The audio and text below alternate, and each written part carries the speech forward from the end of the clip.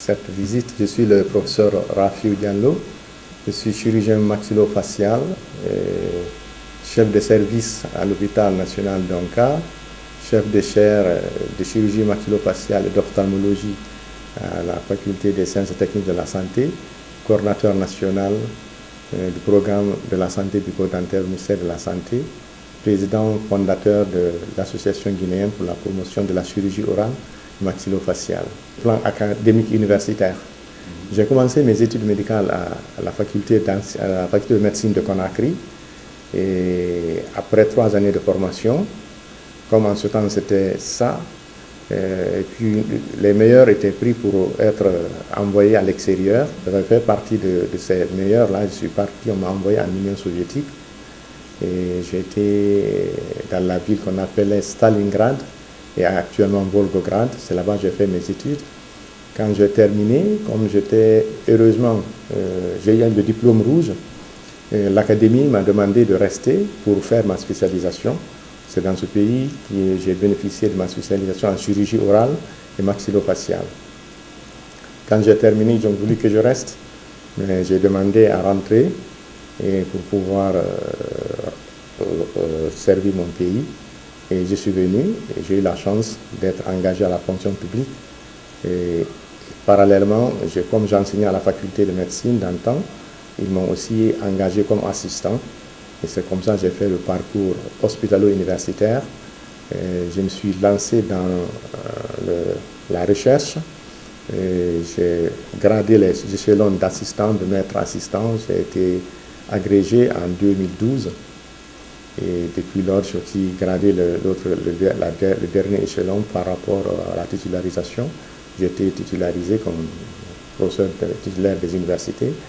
Et j'ai été nommé chef de service de stomatologie et chirurgie maxillofaciale en 2001.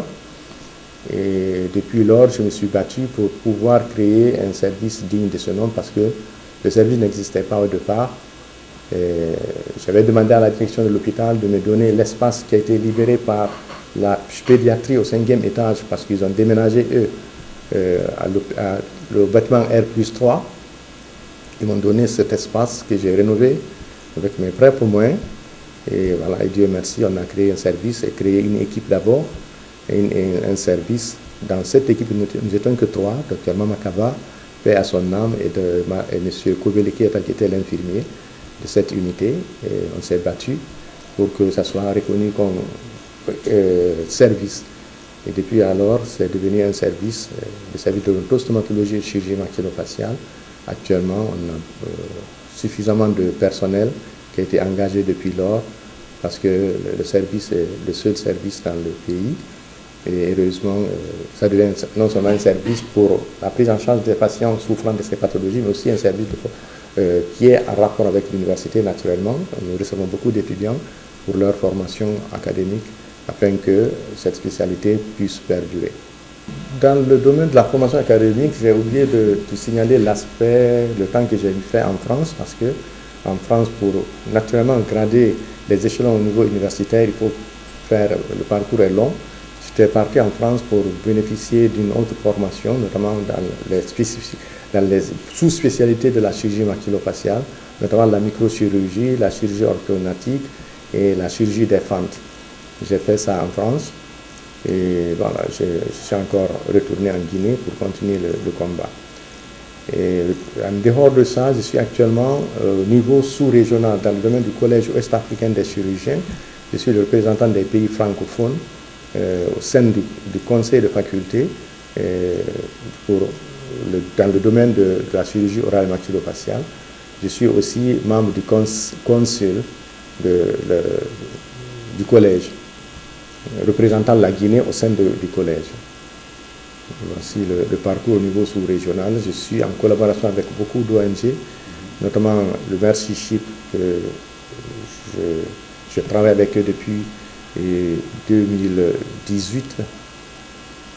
À plusieurs moments, j'ai demandé à cette ONG de revenir en Guinée. En dehors de cela, je les avais soumis le projet de rénovation de l'université du département de d'odontostomatologie de la faculté. Compte tenu de la confiance qu'ils nous ont liée depuis, j'ai défendu le projet, ils ont accepté de financer ce projet de rénovation du département. Aujourd'hui, la Guinée dispose du meilleur département d'odontologie dans la sous-région, compte tenu du fait que, naturellement, cette confiance aidant, les autorités aussi étant ouvertes à cette collaboration, particulièrement l'actuel doyen de la faculté, les recteurs, ils nous ont écoutés, ils ont cru au projet, ils nous ont accompagnés, et aujourd'hui, ça devient un grand atout pour la Guinée. Compte tenu du fait que j'ai constaté que malgré le combat que nous menons au niveau du service, les malades continuent à venir, et surtout beaucoup de malades qui n'ont pas les moyens. Nous nous sommes dit qu'il ne faut pas rester attendre les malades au niveau de l'hôpital. Il faut créer une ONG qui nous permettra d'arriver vers les personnes les plus démunies. Donc c'est ce qui fait que depuis 2017, nous avons créé l'ONG. À un moment, les ONG n'étaient pas agréées, mais ils nous ont donné un papier permettant d'agir sur le terrain, un récépissé, ce qui nous a permis depuis 2017 de faire des campagnes de prise en charge et de sensibilisation au niveau communautaire. Nous sommes partis à plusieurs reprises à l'intérieur du pays. Et au départ, comme les moyens étaient très limités, nous étions à Conakry, dans les différentes communes, plus particulièrement dans les écoles, pour sensibiliser et éduquer les enfants, parce que nous sommes dit que les enfants sont les meilleurs communicants. Quand on les forme, ils pourront partir non seulement auprès de leurs copains, mais aussi auprès des parents. Ainsi, nous sommes investis suffisamment au niveau scolaire.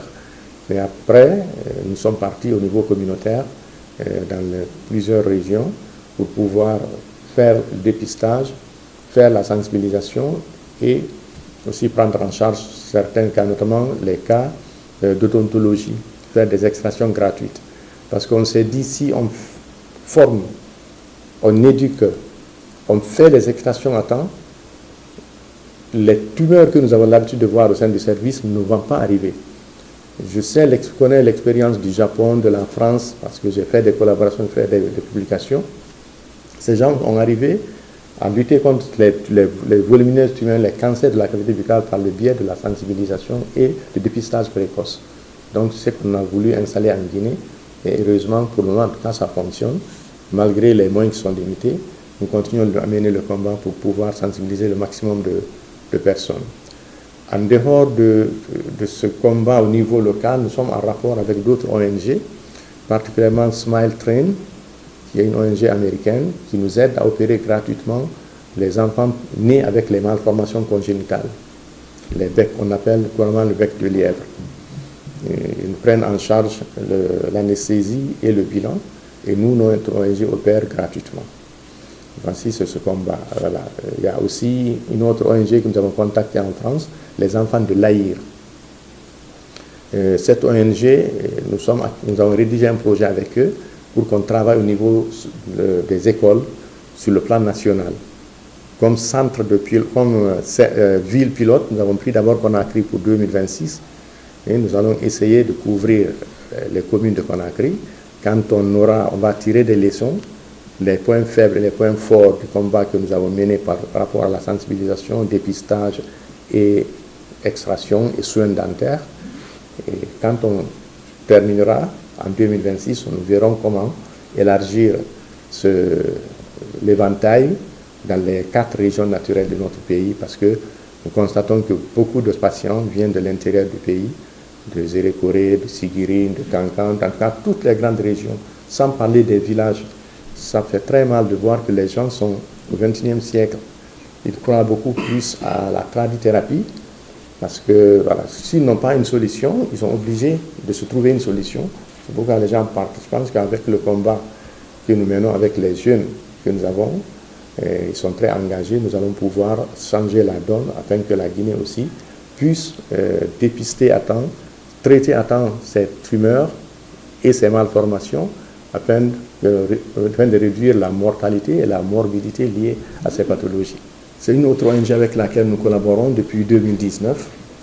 Et je suis très heureux du fait que chaque année, le nom de la mission de l'ONG, c'est les enfants du Noma. Les gens ne connaissent pas le terme Noma. Le Noma, c'est une maladie qui dévore le visage. Je vous montrerai après les photos. Complètement, et les 90% des enfants meurent au sein des communautés. C'est seulement 10% qu'on reçoit dans les structures sanitaires. D'où l'intérêt pour cette maladie-là aussi d'être dépistée à temps, former le personnel des centres de santé afin de les orienter rapidement. Cette ONG, nous collaborons avec elle depuis 2019, donc c'est notre 7e mission. Et son objectif, c'est de venir opérer d'abord les enfants présentant des séquelles du Noma. Donc, pendant l'année, nous recrutons à travers le pays les enfants souffrant des séquelles du Noma pour qu'ils viennent se faire opérer gratuitement. Le deuxième volet, c'est les tumeurs. Tous les cas de volumineuses tumeurs, de séquelles des accidents de la route, nous les prenons aussi en charge. Pour cette mission, en moyenne, chaque année, nous opérons 80-90 patients en 2 semaines. La particularité qu'il faut signaler pour les pathologies de la face et du cou, c'est le temps qu'on met pour opérer un patient. Il y a des interventions de 15-20 minutes, alors qu'en maxillofacial, c'est des interventions de moins 3, 4 heures, 6 heures de temps. Ce qui fait que quand on dit 90 patients, ça a l'impression que ça peut être petit, mais en termes de volume de travail, ça pourrait couvrir près de 200 patients. Parce que si on multiplie le nombre d'heures pour opérer un patient. Donc, et parfois aussi, le deuxième volet de la particularité en maxillofacial, c'est que le même patient est opéré 2-3 fois. Donc, en une séance, on peut opérer 2-3 parties de son corps. Donc, c'est souvent des équipes multidisciplinaires, multiples qui fonctionnent autour du patient pour prélever quelque chose ailleurs, ramener là-bas, réséquer en attendant. Il y a plusieurs aspects qui se font autour du malade en même temps. Et ces amis, les enfants du Noma, viennent travailler et heureusement ils sont bien reçus à l'hôpital d'Onka, ils sont reçus de façon générale bien reçus en Guinée, depuis l'aéroport jusqu'à leur hôtel. C'est le lieu de saluer la collaboration que qui a été mise en place par notre équipe, notamment une collaboration entre une fondation, la fondation Jida Kazal, qui nous aide à les loger, à les nourrir au niveau de l'hôtel Millennium, l'hôpital national d'Onka, le programme national de la santé bucco-dentaire et l'ONG Agiprocom qui travaille en amont et en aval après leur départ. Donc c'est vraiment une collaboration qui est vraiment fructueuse parce qu'on a constaté qu'une seule ONG ne pouvait pas assumer toute cette responsabilité parce que ça fait très lourd pour une seule ONG. Ils viennent aux alentours de 15 personnes, du chef de service, c'est-à-dire du professeur, qui est le professeur Hervé Benato, jusqu'aux infirmières. Donc tout le circuit de prise en charge du patient est là. Ils viennent travailler avec l'équipe locale, notamment le service, notre service de stomatologie et chirurgie maxillofaciale, le service de la réanimation.